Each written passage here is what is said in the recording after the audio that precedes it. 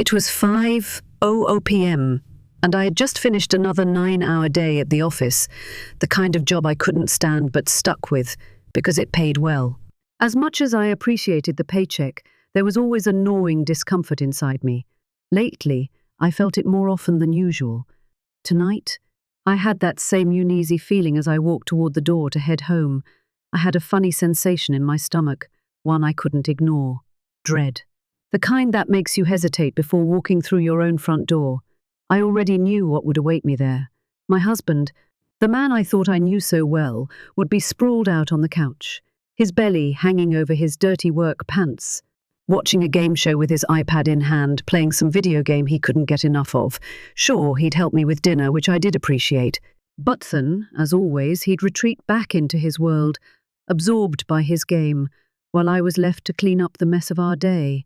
Lately, he'd been complaining about feeling overweight, so we both agreed to start a healthy diet, but even that didn't seem to make much of a difference. When we went to bed, he'd lie next to me with the iPad in his hands. I hated that. I've told him time and again that I don't want technology in bed, but it didn't seem to matter. What stung even more was how distant he'd become, emotionally and physically. No affection, no closeness, nothing. I tried talking to him about it. I told him that I was hurt by the lack of intimacy, but his response always left me confused. In the past, you didn't want it when I did, so I've given up, he'd say. Our relationship is strong enough that we don't need sex to validate it. But I didn't understand. Sure, I could be moody, but most of the time I was up for intimacy. Still, he just didn't seem interested. And that left me feeling more alone than I ever imagined. We were doing well financially, sure. We had a house, good jobs, and plans for the future, plans to start a business and, eventually, a family. That last part terrified me. I didn't feel ready for kids, not with the way things were between us. I couldn't shake the feeling that something was missing. Emotionally, it was like we were two people living in the same house, but we were worlds apart. He was my best friend. We shared everything, and I loved him deeply. But the more time passed, the more my friends would remind me of the red flags I was ignoring. They said I was too naive, too much of a pushover, choosing not to see the warning signs. But here I was, trying to make sense of everything, even when it hurt. I didn't want to be unfair to him. He did take care of me in many ways, cooking, cleaning, helping with chores, and we still had some fun together, especially on holidays. But deep down, I knew something wasn't right. My friends had been telling me for months that I needed to stand up for myself, but I didn't know how.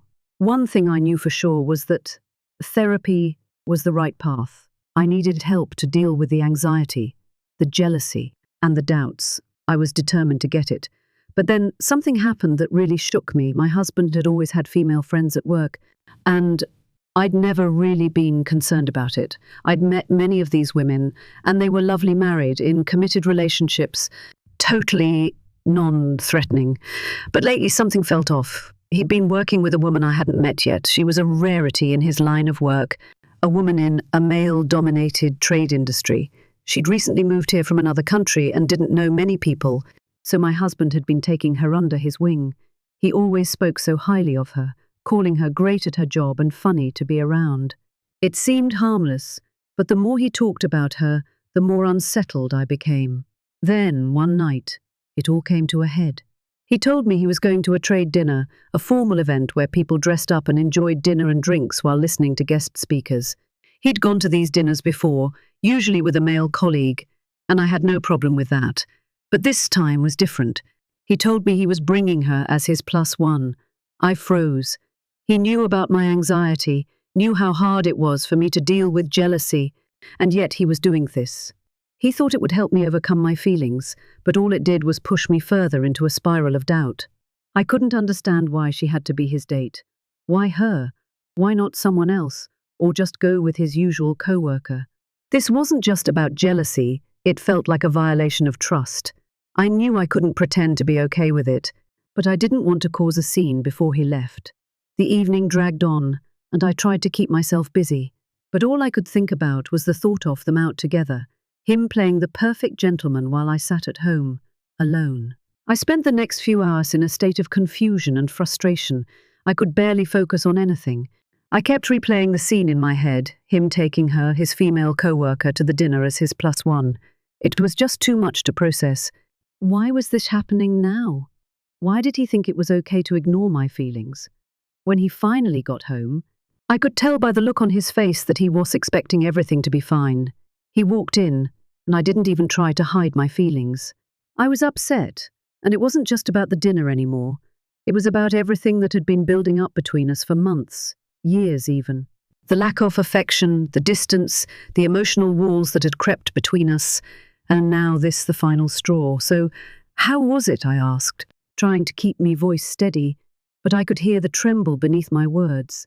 His expression shifted as he glanced at me. What do you mean? The dinner, the one you took her to. Was it fun? My voice cracked slightly, betraying the hurt I was feeling. He hesitated, then answered with a shrug. It was fine. We had a good time. I think she's great to work with. I swallowed hard, trying not to let my emotions overflow. So you two had a good time, huh? He looked at me, clearly confused by my tone. Yeah, it was fine. Just business, really. You're overthinking this. I was taken aback. Overthinking? I repeated, my voice rising. You invited a woman who's not just a colleague, but someone you've been spending a lot of time with to a fancy dinner.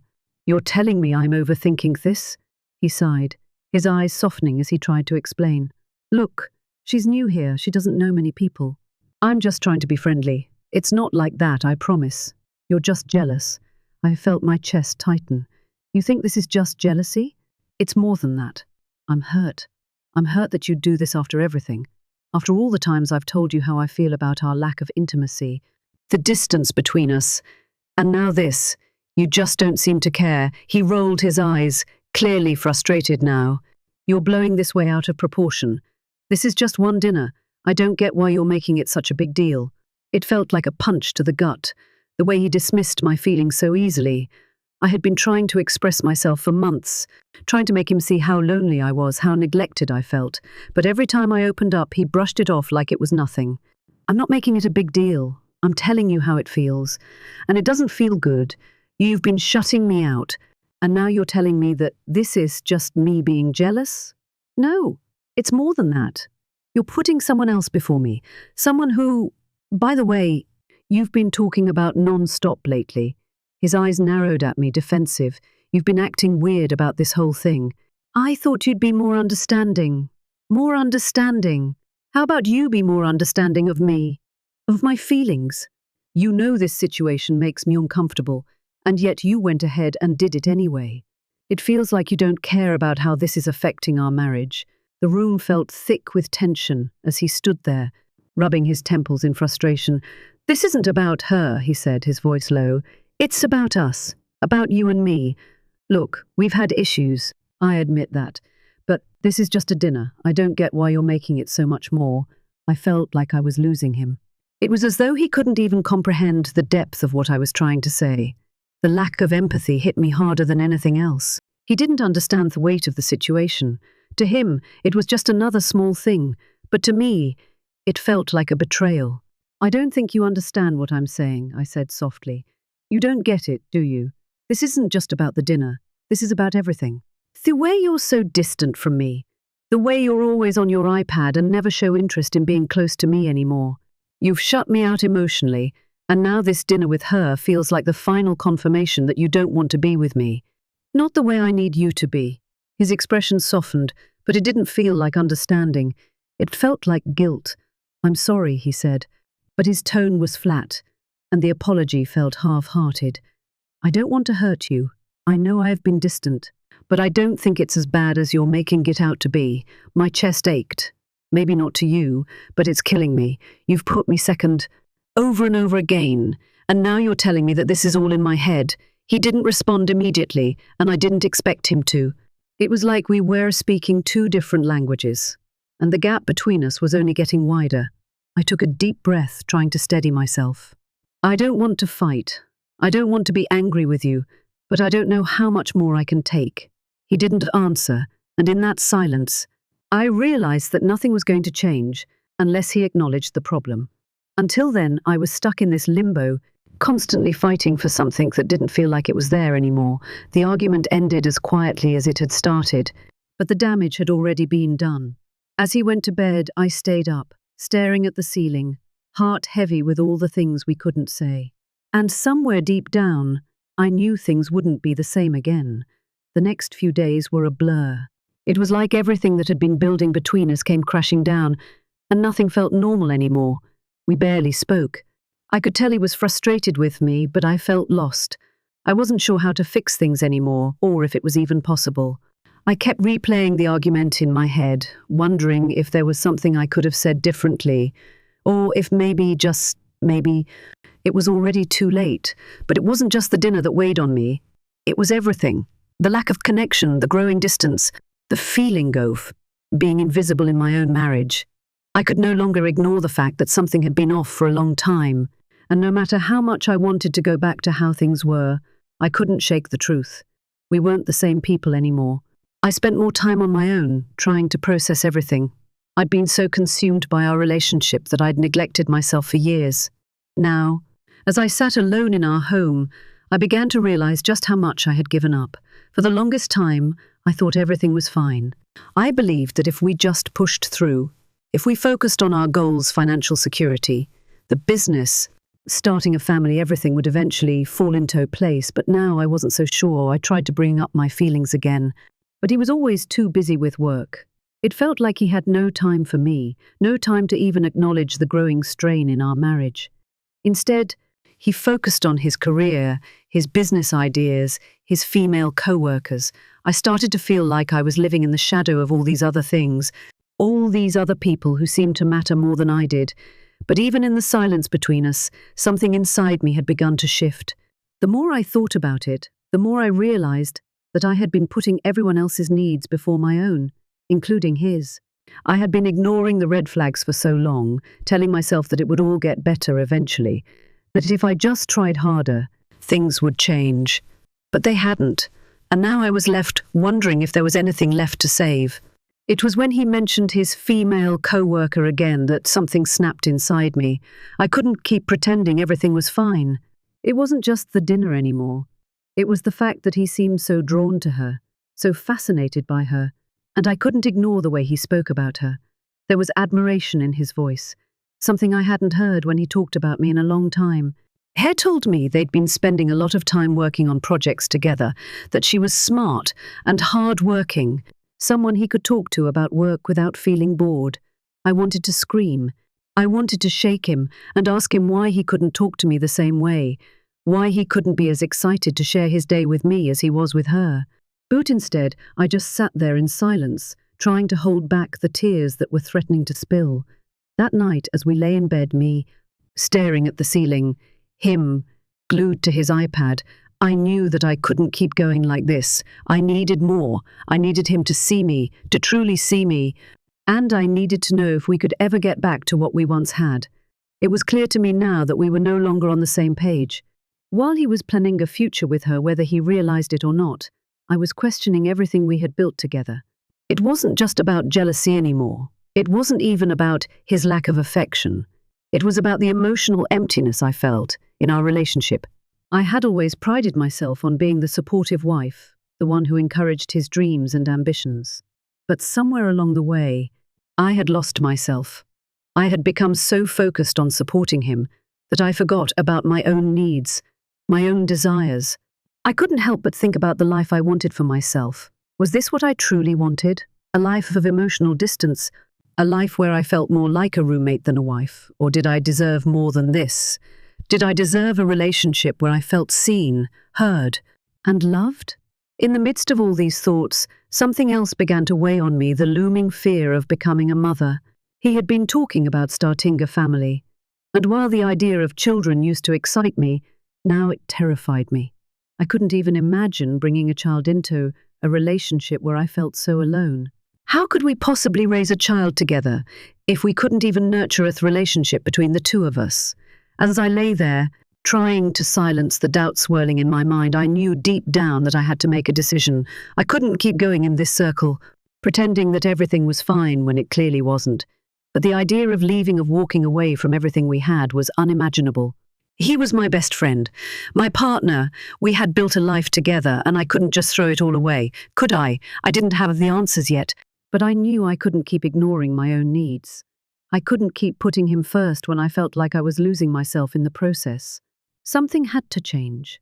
But what? And how? As I turned over to face him, I knew that whatever came next would be the hardest thing I had ever done. But the truth was, I was starting to question if staying in this marriage was the right thing for me anymore. And that thought terrified me more than anything else. It wasn't easy, but it was inevitable. Over the next few weeks, I spent more time in silence, reflecting, processing everything that had been happening in our relationship. The arguments had stopped for a while, replaced by a heavy, uncomfortable quiet that hung between us. He continued to focus on his work, his projects, his life outside of us. I, on the other hand, was wrestling with my own thoughts, my own fears and desires. It wasn't just about the lack of affection anymore. It wasn't just about the jealousy I felt over his female coworker. It was about realizing that somewhere along the way, I had stopped feeling like I was enough for him. We were both stuck in this cycle of misunderstanding. And despite my best efforts to talk things through, it felt like he was just as distant as ever. We were no longer living as partners. We were two people existing side by side, playing roles in a relationship that had lost its spark. But what hurt the most was the realization that he wasn't even aware of the damage he was causing. It wasn't that he didn't care, it was that he didn't seem anymore. The emotional connection, the affection that had once been there, had slowly slipped away, replaced by complacency, and I wasn't sure I could keep pretending it was enough for me. I wasn't sure I could keep ignoring the fact that I was losing myself, slowly but surely. Then one evening, after another long day, he came home later than usual. His work had been demanding, and I knew he'd had a busy week, but I couldn't ignore the pang of hurt that shot through me when he didn't even acknowledge my presence when he walked in. It was like I was invisible to him. I was done pretending it didn't hurt. He walked into the living room, eyes glued to his phone as usual. I could feel the weight of the conversation I was about to have building inside me. I didn't know if I was strong enough to say what I needed to say, but I knew I had to. I couldn't keep going like this, not anymore. I took a deep breath and spoke. "I think we need to talk," I said, my voice quieter than I intended. He didn't look up from his phone. "Sure, what's up?" His lack of attention felt like a slap in the face, but I pushed through the frustration. "I'm not happy," I said bluntly, "and I haven't been for a while." That got his attention. He looked up, his brow furrowed, clearly confused.